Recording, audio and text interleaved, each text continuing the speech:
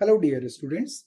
In this lecture we will discuss about non-functional requirements. So functional requirement हम देख चुके हैं जो कि डायरेक्ट फीचर और फंक्शनैलिटी होते हैं.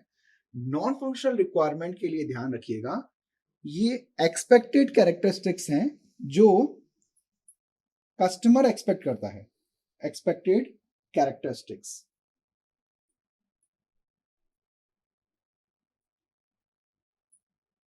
इसका मतलब क्या है? जो फीचर फंक्शनल रिक्वायरमेंट में अपन ने लिखा, अब अगर ओवरऑल सिस्टम की बात करें तो सिस्टम की कौन कौन सी कैरेक्टरिस्टिक्स, मतलब पूरे फीचर्स अगर इस डब्बे के अंदर बंद है, मान लीजिए ये पूरे फीचर्स हैं जो मैंने अलग अलग शेप्स अलग अलग उसमें बना दिए हैं, ठीक है, ये फीचर्स हैं सारे. अब इन फीचर्स का पूरा ये टेरिटरी है. अब इस पूरे सिस्टम की प्रॉपर्टीज एनालिस्ट करूं. ये सिस्टम सिक्योर होना चाहिए, ये सिस्टम स्केलेबल होना चाहिए, है ना. तो यहां पर इस पूरे सिस्टम की ओवरऑल कैरेक्टरिस्टिक्स में मेंशन कर रहा हूं. सिस्टम मेंटेनेबिलिटी फॉलो करना चाहिए, ठीक है, रिलायबल होना चाहिए, रोबस्ट होना चाहिए, परफॉर्मेंस होना चाहिए सिस्टम में. अब एक बात याद रखिएगा कि जब भी नॉन फंक्शनल रिक्वायरमेंट कोई भी सिस्टम परफॉर्म नहीं कर पाता तो सिस्टम किसी यूज का नहीं है, ऐसा कहा जाता है. बेसिकली जो क्लाइंट है उसका पर्सपेक्टिव ये है कि अगर वो सिक्योरिटी चाह रहा है, इसका मतलब क्या है कि इंटरनेट पर आने वाले जितने भी अटैक्स होते हैं जो इस सिस्टम पर होंगे, उनसे हमें एक लेयर चाहिए, एक शील्ड चाहिए जिससे वो लड़ सके, ठीक है. तो यहाँ पर उस पर्टिकुलर रिक्वायरमेंट को फुलफिल करने के लिए क्या हो सकता है?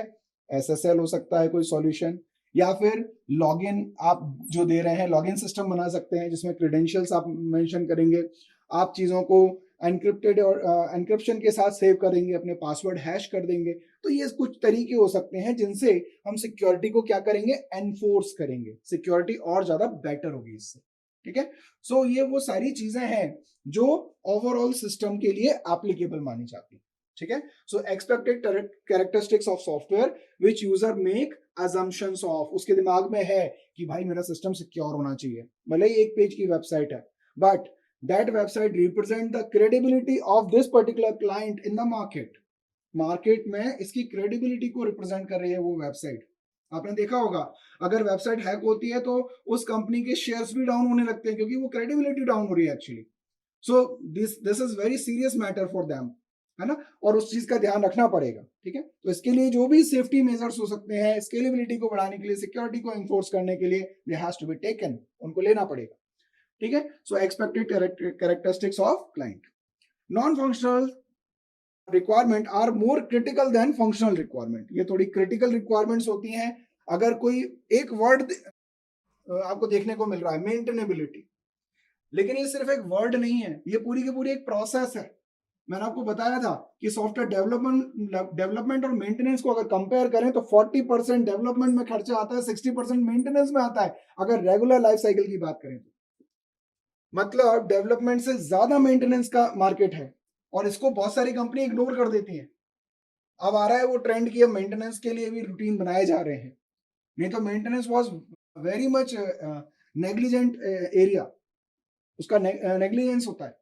तो यहां पर मेंटेनेबिलिटी को अगर क्लाइंट एक्सपेक्ट कर रहा है और आपने ध्यान नहीं दिया तो क्लाइंट हो सकता है अगली बार अगला प्रोजेक्ट लेके आपके पास नहीं आएगा.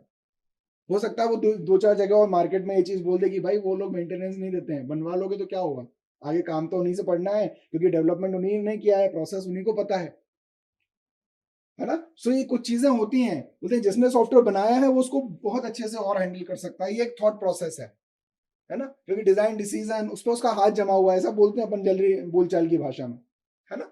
सो non-functional are more critical than functional requirement. If the non-functional requirement do not meet, then complete system is of no use. अगर ये रिक्वायरमेंट मीट नहीं हो रही है, ये रिक्वायरमेंट जो कस्टमर ने मांगी, अगर वो कोई भी एक रिक्वायरमेंट फुलफिल नहीं हो रही है तो सिस्टम किसी यूज का नहीं है. सो आप समझ पा रहे होंगे कि कितना इंपॉर्टेंट है.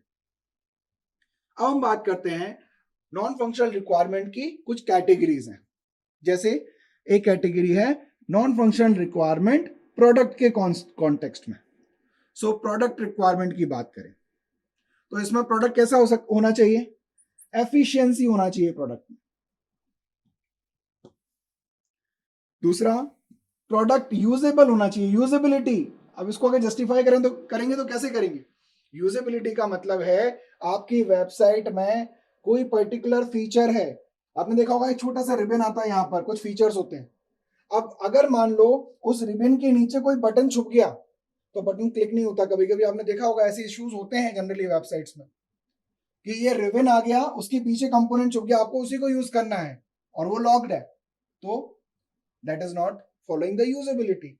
सो जब भी यूजेबिलिटी को एनफोर्स करना होता है तो बाकायदा कंपनी के पर्सन यहाँ पर एक पर्सन को टेस्टिंग के लिए बैठाते हैं कि इज एवरीथिंग यूजेबल और नॉट। क्या कोई ऐसी स्थिति तो नहीं बन रही है जैसे मैंने आपको बताई? तो यूजेबिलिटी को एनफोर्स करना होगा। Reliability, portability, so these are the features that should be offered in product requirements.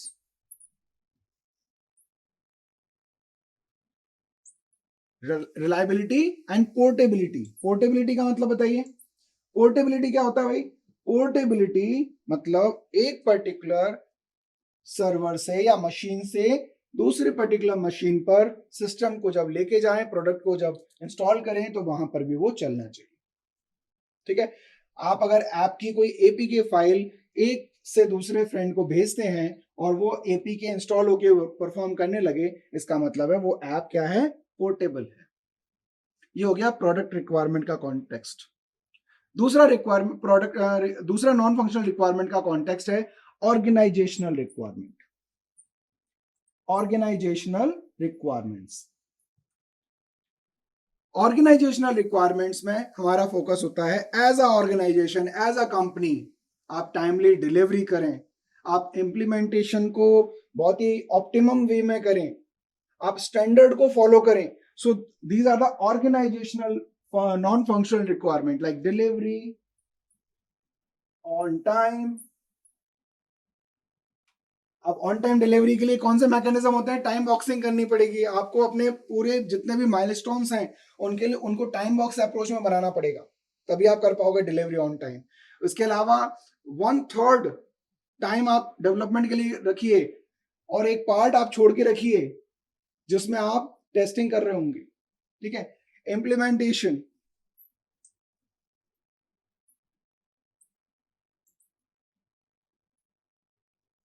इसको ऑप्टिमम वे में। ठीक है, और इसके बाद थर्ड है standard, follow the standard.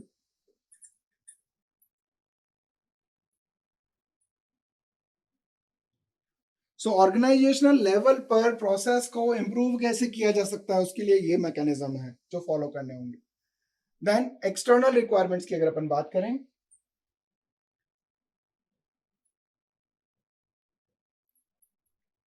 External requirement इसका मतलब ये हुआ हमारा जो सॉफ्टवेयर है वो एक्सटर्नल वर्ल्ड में अपने किसी पर्टिकुलर उस टेरिटरी के सिस्टम में कैसे परफॉर्म कर पाता है। Inter operability, ethical approach, safety, ये सारी चीजें एक्सटर्नल रिक्वायरमेंट के अंतर्गत आएंगी। इंटर ऑपरेबिलिटी,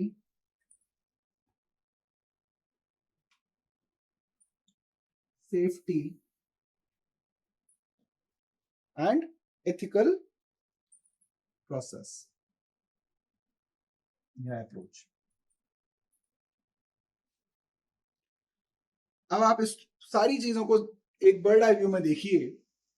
सिस्टम का ओवरऑल फीचर मतलब ओवरऑल सिस्टम की बात कर रहे हैं, security, scalability, maintainability, performance, these are the properties of this particular big box, ये जो बड़ा वाला बॉक्स है ना।